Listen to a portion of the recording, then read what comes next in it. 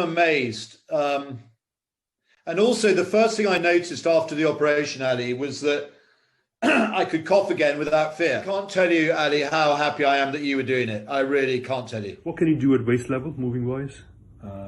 No issues at all? No issues. And are you not getting any pain or any movement on the collarbone? No pain at all since the day you did it on the collarbones. Now, how long now? 2 months?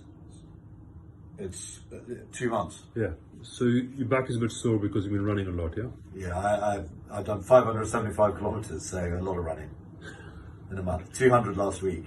Good, excellent. So shoulder is holding itself. Yeah, shoulder's fine. Movement wise down here, pretty good. It's good. Lifting up, perfect. Going across, fantastic. Going behind your back, fantastic. And your extras look great as well.